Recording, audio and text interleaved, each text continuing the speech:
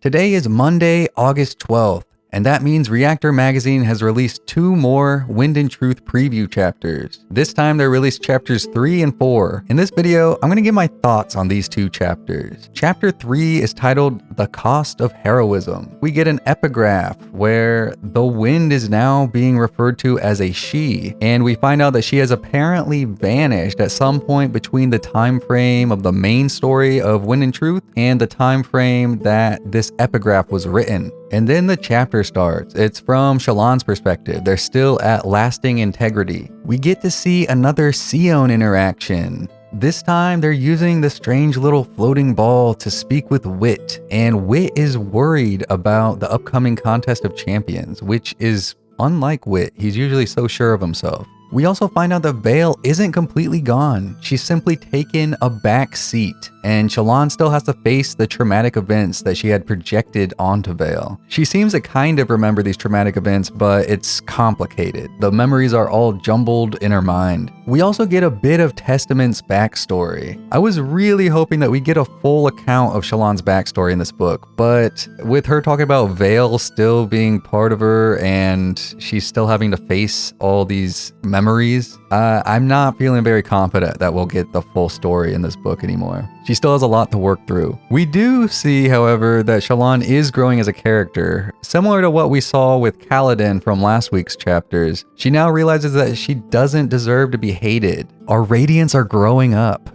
Pattern seems to be having a grand time listening to Shallan talk about her trauma. He says, we get some signs that show Maya is starting to heal. And I'm starting to buy into the theory that she'll fully heal during this book and bond with Adolin, and Adolin will become an edge dancer. And then Shallan thinks to herself that she's had enough of the Honor Sprint and their elitism. And I find this funny because the Honor Sprint throughout the books are described as very pretentious and not very chill. But you guys recently voted that the Honor Sprint are the best type of Radiant Sprint in the most recent Cosmere face-off on the channel. They beat out the Cryptics in the final round. That was surprising to me because the Honor Sprint are just so unlikable throughout the books, other than Syl and Rua. The next Cosmere face-off, by the way, will be posting sometime this week, so if you guys want to be a part of it, make sure you hit that subscribe button and keep an eye out for the daily polls that are posted. You get a vote to see who moves forward in the bracket. We find out that Shallan plans to go to war with the Ghostbloods. We kind of saw that in Rhythm of War too, but this is just confirmation of it. And Wit warns her, telling her that they can be brutal, but she wants that smoke and says, as can I. And she also knows that she's most likely going to have to kill Mraize, and she's worried that that's her destiny, that she's just always going to kill anybody that's a type of mentor to her. We find out that Wit is 10,000 years old. Now, whether or not this is completely accurate, we'll just have to wait and see.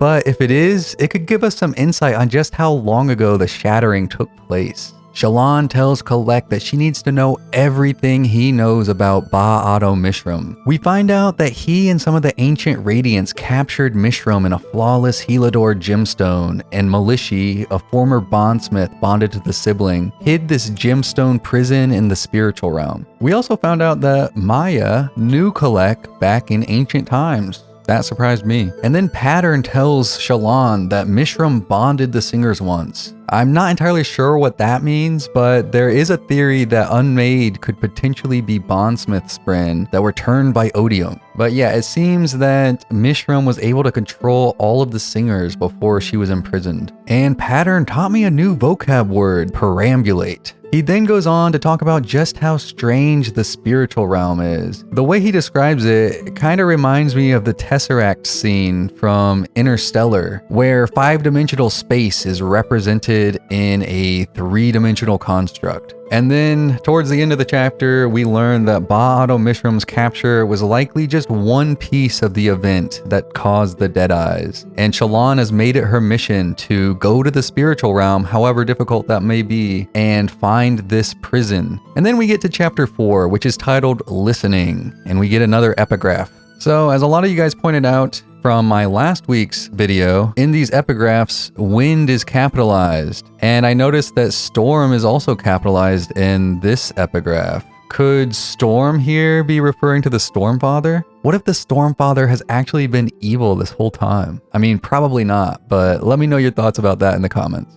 This chapter is from Kaladin's perspective. Kaladin is flying up through the central column of Urithiru, and he's reminded of another time that he flew up there, just after Tef's murder. And this part kind of stuck out to me. Dark poisoned rage building within, the feeling of fraternal twin to the normal excitement of holding Stormlight. This description right here almost makes it sound like Kaladin drew in Voidlight. Kaladin goes to meet with Dalinar, but he waits in the waiting room. And what do you know? Wit is lounging on the couch out in the waiting room. We see that Wit has a Seon, or potentially a Skaze, hovering by him, and Kaladin just thinks that it's some kind of odd Sprin. Wit and Kaladin have a pretty funny conversation about the wooden flute that Wit gave to Kaladin, and then Kaladin lost and subsequently found again. I'm pretty convinced that this wooden flute has magical properties. Not sure what kind those would be, and maybe it's even a weapon. Kaladin takes his first steps toward becoming a musician thanks to Wit's teaching, and he's having fun with it, even smiling. I like seeing Kaladin in these good moods. It's really refreshing. We find out that the rhythm Wit played when telling the story of the Wandersail way back in Words of Radiance is apparently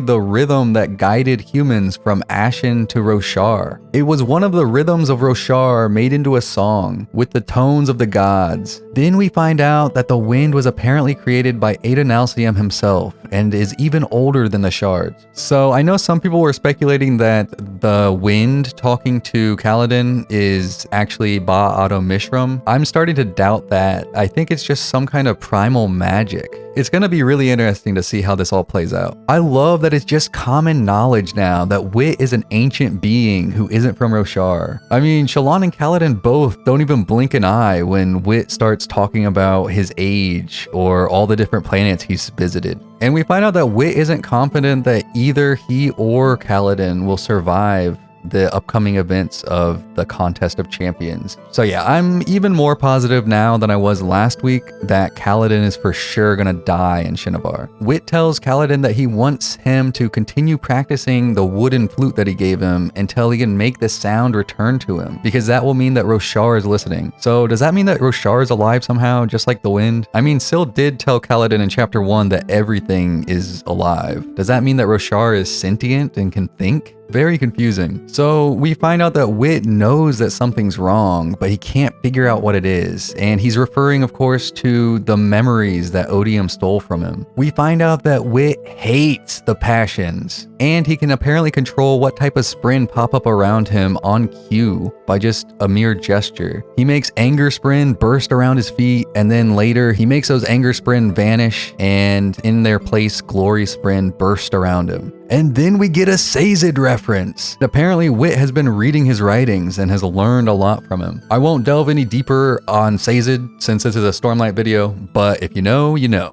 Wit is confident that Kaladin will become Roshar's first therapist and invent that whole line of study on the planet. I think Kaladin is perfect for this role. I mean, he's been through a lot of crap in his life, and he's managed to push through. So if anybody can deal with trauma, it's him. Then we get even more foreshadowing of Kaladin dying. Wit says, "But know that you're not coming back to aid Dalinar, whatever he thinks." And then Wit basically tells him that he's never going to see him again. Wit tells Kaladin that he wants him to march off to his divine destiny with a spring in his step. I am so convinced that the Fleet story is foreshadowing for Kaladin. It's not even funny. I know I talked about this last week, but the whole divine destiny line made me think of the story once again, because in the story it says, "But on he went to destiny." At first I thought he would become a cognitive shadow, but since Wit is calling his destiny divine now, it makes me wonder if Kaladin will ascend and take up a shard. And I loved the reveal at the end of the chapter. This whole time, Kaladin had been waiting for Dalinar, thinking that somebody else was in there meeting with him. But it turns out Wit had told Dalinar that he wanted time with Kaladin.